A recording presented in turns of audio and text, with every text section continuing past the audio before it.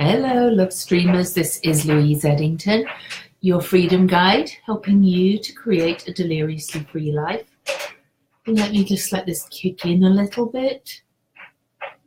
Hi, Jackie. Oh, so how's everybody feeling? I'm actually feeling slightly better than yesterday, but that's, I don't know. And not that I was feeling bad. You don't get me wrong.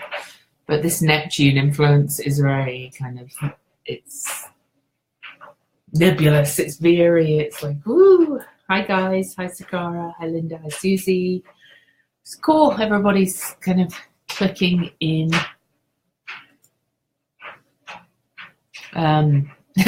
So if anybody, I kind of talked about it a little bit yesterday, but I feel a little bit more together today. But Neptune transits can be really weird, I tell you. Okay. Oh, funny, sleepy but energized. Carol, hi. So I have to give you all the technical details. Right now, Neptune in Pisces is squaring my Gemini moon Lilith conjunction and my Jupiter Pallas Athena conjunction that's in Sagittarius. The moon and Lilith are in Gemini, and it's bringing out some very, very strange reactions. 1 minute I can't be bothered, the next minute I want to escape into things, the next minute I just want to lie in the bath. I talked about that yesterday. The next minute I just want to lie on the sofa playing some silly game on my phone or something, which is a complete shitting waste of time, but that's how it's manifesting. It's just like I'm in this dream world. It's making it very hard to focus and get things done, and it's actually making me forgetful as well, because Lorraine's in it.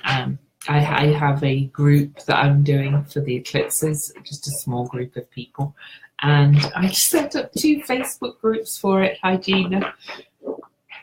So this is Neptune, everybody. So a Neptune, if anybody saw Rick Levine's monthly forecast, he said February's very Neptunian. I'm like, oh my God. And he's right. I looked at it all, it really is. So, so expect, yeah, well, I wouldn't say I'm an emotional wreck. I don't know. That's the trouble with Neptune and Pisces energy, though. It's kind of nebulous. It's hard to describe. It's hard to grasp. All that kind of stuff. But it is a bit exhausting at times. And hence, I just want to lie on the sofa and do nothing. But let's go back to today. The moon is now in Leo. Okay, and the moon is now at Leo 0 degrees, and she is aspecting Mars in Sagittarius right now. So I do actually feel a little bit more fired up today. Hi, Lally. I don't know how I say it, so you have to tell me if I'm wrong. So, you know, at least we're getting a little bit of fire there with the moon in Leo aspecting Mars in Sagittarius. I actually kind of pulled myself together this morning and got some work done and some stuff done that I needed to do. Got out of my little dream world, and I do feel a little bit more energized than I did yesterday. Everything's very confusing with all this kind of energy. We've got so much going on. Hi, Julie.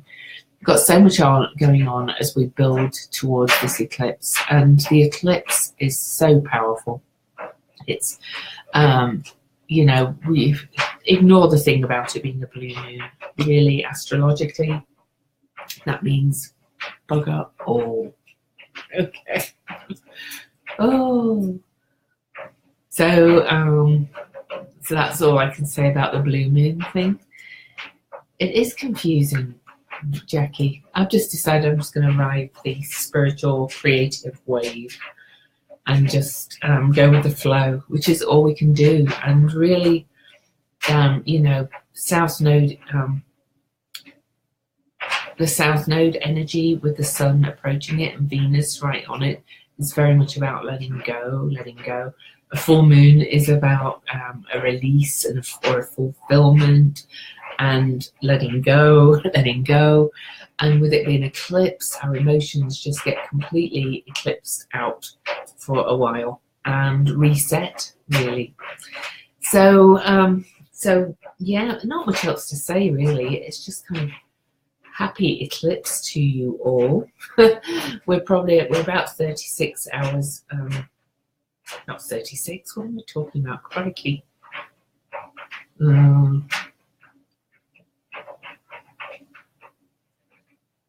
Yeah, well, I am too, but I just decided to, well, I am tired, but I decided to look at it as a good thing.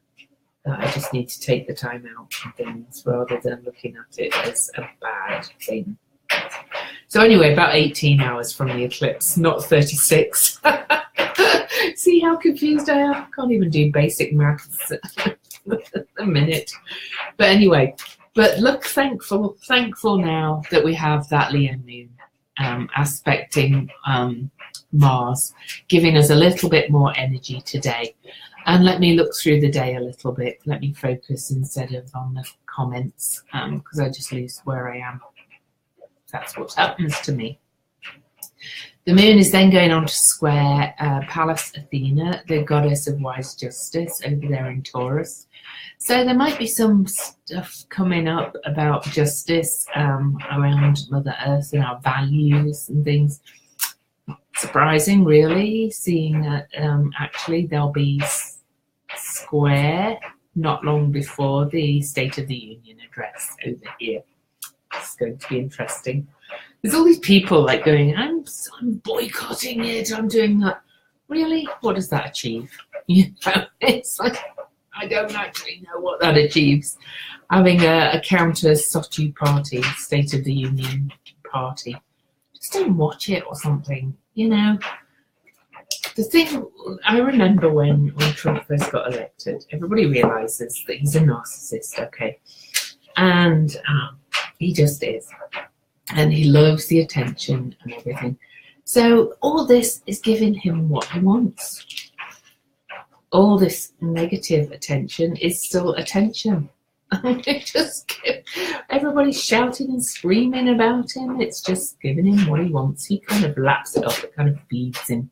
So, but anyway, that's my theory on it. So we have that happening. We really don't have any other aspects today. As I go to bed tonight, the moon will be making a nice trine to Vesta, which is a nice, joyful, restful aspect, really. Vesta in Sagittarius, a bit more fire. And then we have that eclipse, 11 degrees, the gateway. And the most intuitive of signs asks you really to tune into your intuition. We always go for that 11-11 thing, you know, where it's 11-11 on the clock. But do any of us really look at what it's supposed to mean? Hi, Peter. So, I've talked about the eclipse endlessly. I wrote my article about it. If you haven't read it, let me post the link again. Just to say that, you know, I'm trying to really get my blog posts kind of getting more attention over on medium.com. So if you could read it, if you could at least clap on it. To comment, there's a little box that looks like a speech bubble with an arrow. They don't make it really obvious, but you can click on that and leave a response or a comment. The more opens, reads, claps, and comments I get, I actually earn pennies on it. I've earned a whole $2.20 in this month, but start somewhere, right? I like to write. Most people quite enjoy my writing, so please support me over there. It's free for you. Okay, so let's have a card for the day. Hang on, I didn't feel like I was focused on the cards there. Card for the day.